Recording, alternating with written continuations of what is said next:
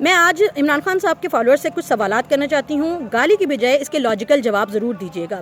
آپ کہتے ہیں عمران خان صاحب نے پناہگاہ کا منصوبہ شروع کیا، جبکہ فیکٹ اینڈ فگر کہتے ہیں کہ یہ سیلانی ٹرسٹ کا منصوبہ تھا، صرف حکومت پاکستان نے ان کو زمین پرووائڈ کی تھی، اوپر پناہگاہیں بنانا اور لنگر خانے چلانا سیلانی ٹرسٹ کا کام تھا اور وہی کر رہے تھے۔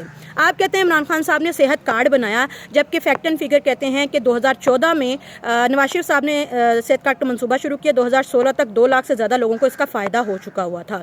اس کے علاوہ آپ کہتے ہیں کہ کشمیر جو ہے اس کے اوپر بڑی ایک اچھی پالیسی تھی، جبکہ عمران خان صاحب جب ڈونلڈ ٹرمپ سے مل کے آئے تو انہوں نے کہا مجھے ایسا لگے گا جیسے میں دوسرا ورلڈ کپ جیت کے آ گیا اور اس کے بعد 378 ڈیمولش ہو گیا، لیکن آپ نے سفارتی سطح پہ کچھ نہیں کیا اور آپ نے صرف اپنی عوام کو کہا کہ آپ آدھا گھنٹے کے لیے دھوپ میں کھڑے ہو جائیں، اس کے علاوہ کچھ کیا تو وہ ضرور بتائیے گا۔ چائنا میں جو طلباء گئے تھے عمران خان صاحب کی گورنمنٹ میں، ان کو جو اسکالرشپس تھیں وہ نہیں ملی اور 3 ماہ کی جو اسکالرشپس تھیں وہ کھا لی گئیں اور اربوں روپے کے اس میں گھپلے کیے گئے، یہ بھی ریکارڈ کے اوپر موجود ہے۔ سمیع ابراہیم صاحب ایک صحافی ہیں جن کا صحت کے شعبے سے کوئی لینا دینا نہیں ہے۔ ڈاکٹر یاسمین راشد صاحبہ نے اقربا پروری اور کرپشن کی بنیاد پہ انہیں صحت کے شعبے میں ڈائریکٹر نامزد کر دیا، مقرر کر دیا، اور وہ جب تک پی ڈی ایم کی حکومت نہیں آئی وہ تب تک وہاں پہ اس کا پیسہ کھاتے رہے اور آپ کے ٹیکس کا پیسہ کھاتے رہے۔ اس کا جواب بھی ضرور دیجیے گا۔ اس کے علاوہ عمران خان صاحب کہتے ہیں کہ 9 مئی کے کرداروں اور سازش سے ہمارا کوئی لینا دینا نہیں ہے۔ ان کے بھانجے حسان نیازی صاحب جو ہیں انہوں نے کارڈیالوجی انسٹیٹیوٹ جو ہے جو ہاسپٹل اس کے اوپر حملہ کیا، جن کی وجہ سے کچھ مریض جو ہیں وہ اللہ کو پیارے ہو گئے، اور اس کے علاوہ انہوں نے پولیس کی وین کے اوپر حملہ کیا، آگ لگائی۔ اس کے علاوہ وہ کینٹ میں گھسے اور انہوں نے پتلون لہرا کے جو ہے وہ حرکت کی، تو اگر ان کی نظر میں یہ بھی کسی سازش کا حصہ تھا تو ان کو اعلان لا تعلقی اختیار کرنا چاہیے تھا اور کہنا چاہیے تھا کہ میرے بھانجے کو کیفے کردار تک پہنچائیں کیونکہ اس نے غلط کیا، لیکن آج تک ایسا کوئی بیان ریکارڈ کے اوپر موجود نہیں ہے۔ یورپی جی ایس پی کی رپورٹ کہتی ہے کہ 2013 سے 2018 تک نواز شریف کے دور حکومت میں انفرادی نمو کی شرح 5.1% اور غربت جو ہے وہ 21.9% کم ہو گئی تھی، لیکن 2021 میں جو عمران خان کا دور حکومت تھا اس میں معاشی ترقی جو ہے وہ 2.5% کم ہو گئی تھی، یہ ریکارڈ کے اوپر موجود ہے۔ اس کے علاوہ وہ عمران خان صاحب جو کہتے تھے کہ موٹر ویز اور اورنج ٹرین اور میٹرو ٹرین، جنگلہ بس سروسز جو ہیں یہ پوری کی پوری پیسہ کھانے کی مشینیں ہیں اور یہ غلط منصوبے ہیں، لیکن انہوں نے پشاور میں BRT کا ایک منصوبہ شروع کیا اور اس میں بھی 10 ارب روپے کا نقصان کیا جو آج تک کمپلیٹ نہیں ہوا۔ یہ میں نہیں کہہ رہی، الجزیرہ کی رپورٹ ہے۔ ریاست مدینہ کا وعدہ کیا اور آپ ہی کی وزیر نے شیریں مزاری صاحبہ نے LGBTQ کا قانون 2018 میں پاس کرا دیا، یعنی کوئی بھی مرد جو ہے وہ اپنے آپ کو ٹرانسجنڈر لکھوا سکتا ہے نادرا میں جا کے۔ یہ میں نہیں کہہ رہی، فیکٹ اینڈ فگر کہہ رہے ہیں۔ اس کے علاوہ آپ کہتے ہیں کہ عمران خان صاحب نے بلین ٹری منصوبہ شروع کیا، جبکہ فیکٹ اینڈ فگر کہتے ہیں کہ 2015 سے 2016 میں نواز شریف صاحب نے پوٹھوہار ریجن میں 3 لاکھ کے قریب جو ہے وہ زیتون کے پودے جو ہے وہ لگائے تھے اور یہ اسی کی کاپی تھی۔ چلے مان لیتے انہوں نے شروع کیا تھا، لیکن فیکٹ اینڈ فگر کہتے ہیں کہ اس میں بھی اربوں روپے کے گھپلے تھے، پودوں کی قیمت زیادہ بتائی گئی، مزدوروں کی مزدوری زیادہ بتائی گئی اور اس طرح خزانے کو لوٹا گیا۔ اس کے بعد وال اسٹریٹ جرنل جو ہے جو انٹرنیشنل جریدہ ہے وہ بھی کہتا ہے کہ عمران خان صاحب پاکستان کے لیے بہت خطرناک ہیں اور ان کی اکانومی تباہ کر دیں گے۔ ہم نہیں کہہ رہے ان کو جا کے ان کے اوپر کیس کر دیں۔ یاسمین راشد صاحبہ جو وزیر صحت تھی اس وقت، انہوں نے اپنی بیٹی کو جو کہ 47 سال کی تھی اور میرٹ کہتا تھا کہ 40 ایئرس کی جو پروفیسر وہاں پہ اپوائنٹ ہو سکتی ہیں، انہوں نے کنگ ایڈورڈ میڈیکل کالج میں اپنی بیٹی کو اپوائنٹ کروایا کرپشن اور اقربا پروری کی بنیاد پہ۔ یہ وہ حکومت ہے، عمران خان صاحب کہتے تھے کہ ہم کرپشن نہیں ہونے دیں گے، اقربا پروری کو ختم کریں گے۔ اس کے بعد اگر آپ کو لگتا ہے کہ ریحام خان، ہاجرہ پانزئی، عائشہ گلالئی انہوں نے کوئی غلط الزامات لگائے ہیں، جھوٹ ہیں، تو آپ ان کے اوپر کیس کیوں نہیں کر رہے؟ آخر کیا وجہ ہے؟ زرتاج گل صاحبہ نے اپنی بہن شبنم گل کو اپوائنٹ کروایا نیکٹا میں، یہ ریکارڈ کے اوپر موجود ہے اور یہ بھی کرپشن اور اقربا پروری کی بہت بڑی مثال ہے۔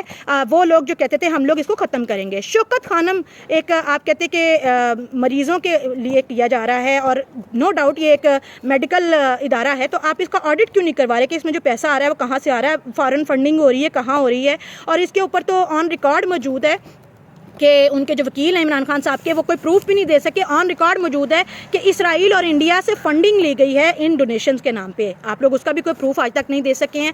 اور ریکارڈ مہنگائی ہوئی تاریخ میں اور ریکارڈ قرضہ لیا گیا اور کہا گیا کہ میں باہر سے جو پیسے ہیں جو رقم لوٹی ہوئی ہے اس کو واپس لاؤں گا۔ یہ نہیں کہا تھا کہ القادر ٹرسٹ کی صورت میں اپنے خزانے میں لے کے آؤں گا۔ ہونا یہ چاہیے تھا کہ برطانیہ نے اگر پیسہ دیا تھا وہ حکومت پاکستان، ریاست پاکستان کے خزانے میں جمع کراتے، جبکہ ایسا نہیں کیا گیا۔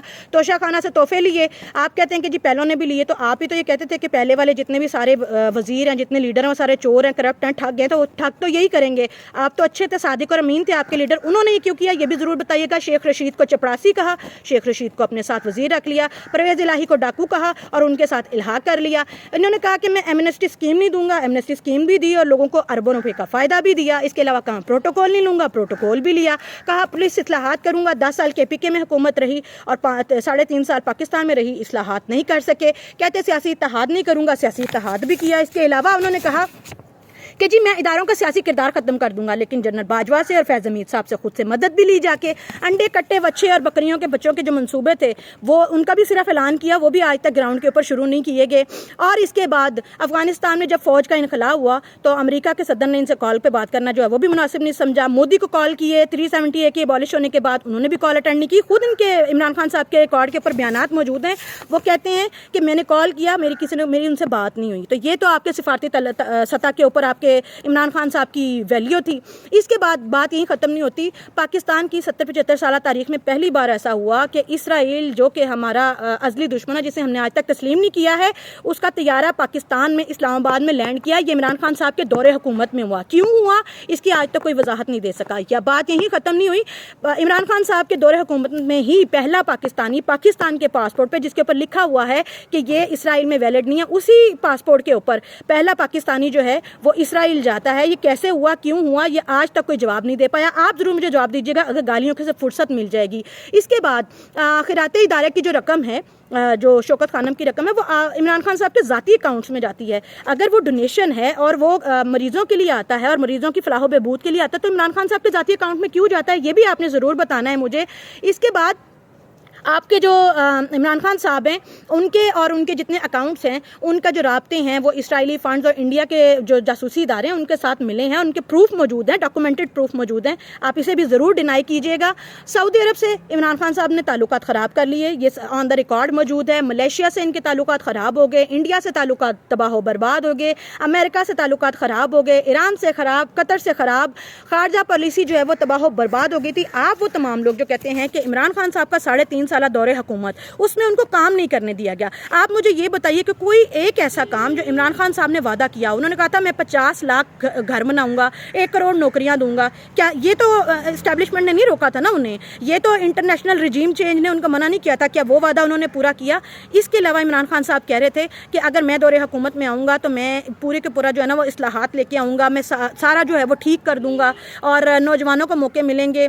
وہی چور ٹھگ ڈاکو جن کو وہ گالیاں دے رہے تھے انہیں کو اپنے ساتھ بٹھا لیا.